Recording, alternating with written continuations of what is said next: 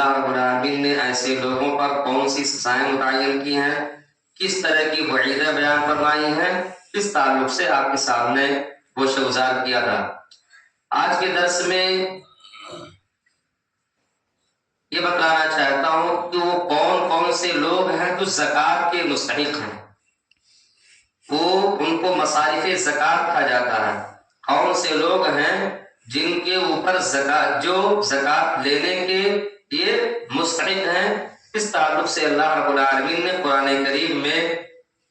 زکوٰۃ کے مسائل میں ذکر فرمایا ہے۔ اللہ رب العالمین نے ارشاد فرمایا انما الصدقات للفقراء والمساکین، کہ صدقات اور زکوٰۃ کے مستحق سب سے پہلے فقراء اور مساکین لوگ ہیں۔ والعاملین علیہا، اور زکوٰۃ کے اصول کرنے والے عاملین ہیں۔ زکوٰۃ کی اصول کرنے والے عاملین کون ہیں؟ جیسے مدارس کے اساتذہ ہیں، ذمہ داران ہیں، یا کسی کوئی ٹرسٹ ہے یا کوئی جمعیت ہے، کوئی سنستھا ہے، اس کے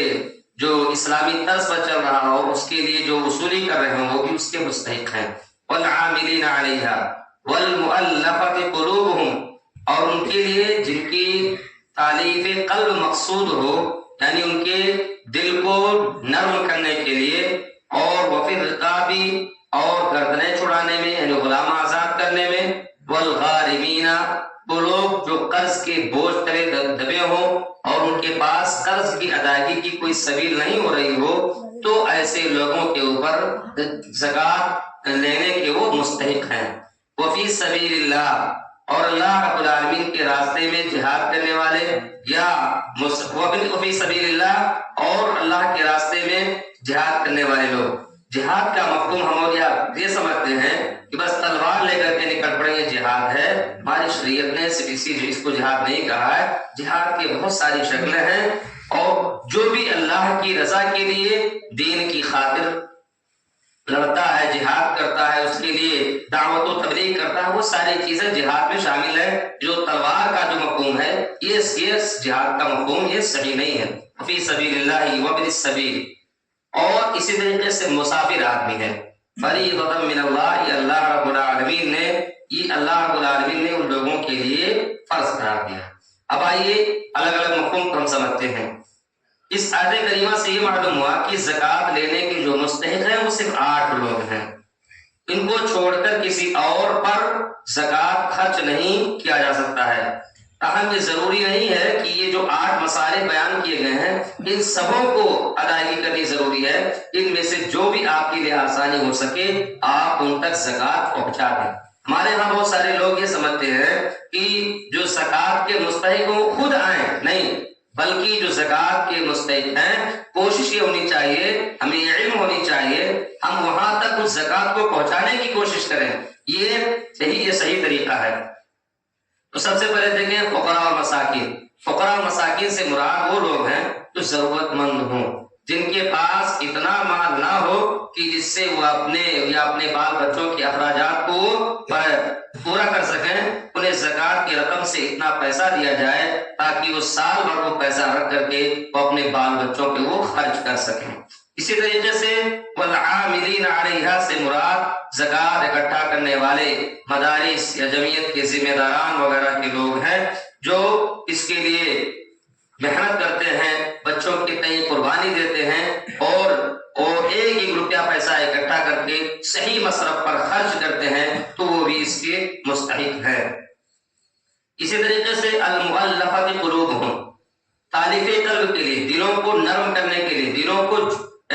قریب کرنے کے لیے، اس سے مراد کمزور ایمان نان مسلم لوگ ہیں، جو نئے مسلمان ہوتے ہیں اس سے مراد ہے، یا وہ لوگ جن کے مسلمان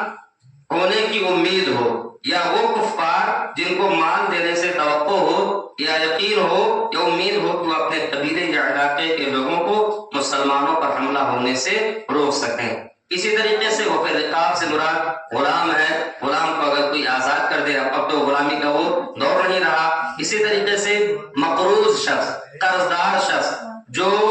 قرض واپس کرنے کی طاقت نہ رکھتا ہو، قرض کی ادائیگی کرنے کی وہ طاقت نہ رکھتا ہو، اسے زکوٰۃ کی رقم دی جا سکتی ہے، بشرط یہ کہ اس نے جو قرض لیا ہو وہ جائز طریقے سے لیا ہو، ناجائز طریقے سے قرض نہ لیا ہو۔ تو اگر اس کے پاس کوئی سبیل نہیں ہے تو گویا کہ وہ زکوٰۃ لینے کے وہ مستحق ہے۔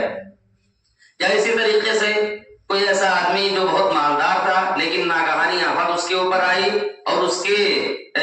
کاروبار میں بہت بڑا خسارہ ہوا، برکی لگ گئی، یا اسی طریقے سے ان کے بہت بڑے خسارے اور نقصان کا سامنا کرنا پڑا، تو ایسے موقع پر وہ بھی زکوٰۃ دینے کے مستحق ہے۔ اسی طریقے سے فی سبیل اللہ سے مراد جہاد ہے اور دیگر تمام دینی مقاصد ہیں۔ وہ لوگ جو اللہ کے دین کے لیے لمبے لمبے سفر کرتے ہیں، مشقتوں کو برداشت کرتے ہیں، وہ بھی ایک مجاہد ہیں، وہ بھی اللہ رب العالمین کے راستے میں نکلتے ہیں، جو اللہ کی رضا کے لیے یہ سب کرتے ہیں۔ مثلا دینی مدارس میں زیر تعلیم طلبہ میں زکوٰۃ کی رقم خرچ کی جا سکتی ہے۔ جن مدارس میں بچے پڑھ رہے ہوں، قرآن حدیث کی تعلیم حاصل کر رہے ہوں، ہمیں ضرورت اس بات کی ہے کہ ہم وہ ان جگہوں پر خاص طور سے خرچ کریں، ایک ایک روپیہ وہ صحیح جگہ پر خرچ ہوتا ہے۔ اس لیے کیا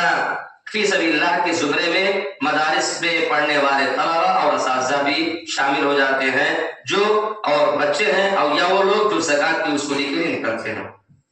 اسی طریقے سے وہ مسافر جن کا سفر جائز مقصد کے لیے ہو اور اس کا زیادہ سفر جو اس کا جو سفر کا سامان ہے، سفر کے درمیان کوئی چیز ختم ہو جائے اور وہ اپنی سفری ضروریات کو پورا کرنے کے لیے پیسے کا محتاج ہو جائے، کوئی اس طریقے سے اچانک موقع آ جاتا ہے، تو بقدر ضرورت ایسے لوگوں کو زکوٰۃ دیا جا سکتا ہے۔ اسی طریقے سے جو زکوٰۃ دی جائے یا صدقہ و خیرات دی جائے تو سب سے پہلے ضرورت اس بات کی ہے کہ ہم اپنے قریبی رشتہ دار کو دیکھیں، اپنے جو خاص ہیں، جو ہمارے قریبی رشتہ دار ہیں، اپنے پڑوسی ہیں، ان لوگوں کو پہلے ہم دیکھ کر کے پھر اس کے بعد زکوٰۃ کی پیسے کو ہم باہر جگہ پر خرچ کریں، لیکن پہلے ہم اپنے پڑوسی، اپنے قریبی، اپنے رشتہ دار، اپنے اعزا و اقربا، ان لوگوں کا خیال کر کے ہم زکوٰۃ کی ادائیگی کریں۔ حضرت سلمان بن عامر رضی اللہ تعالیٰ عنہ سے روایت ہے کہ رسول اللہ صلی اللہ علیہ وسلم نے ارشاد فرمایا، الصدقۃ علی المسکین صدقہ، مسکین پر صدقہ کرنا تو وہ تو صدقہ ہوتا ہی ہے، وعلی ذی الرحم فنتان، اور اگر رشتہ دار کو کے اوپر صدقہ کیا جائے، اگر رشتہ دار کو صدقہ و زکوٰۃ دی جائے تو صدقۃ و صلۃ، تو صدقہ بھی ہو جاتا ہے اور ایک طریقے سے صلہ رحمی بھی ہو جاتی ہے، رشتہ داری بھی برقرار رہتی ہے، آپس میں بھائی چارگی رہتی ہے۔ لہٰذا ضرورت اس بات کی ہے کہ ہماری شریعت نے جن لوگوں کے لیے زکوٰۃ دینے کو مستحق قرار دیا ہے، ہمیں چاہیے کہ ہم ان تک حتی الامکان، حتی الوسع وہاں تک پہنچا دیں، تاکہ ان کی جو مشکلات ہیں، ان کی جو پریشانیاں ہیں، ان کی پریشانیاں دور ہو جائے۔ اللہ رب العالمین ہم سب کو صحیح طریقے سے شریعت مطہرہ کے مطابق زکوٰۃ کی ادائیگی کرنے کی توفیق عنایت فرمائے، آمین۔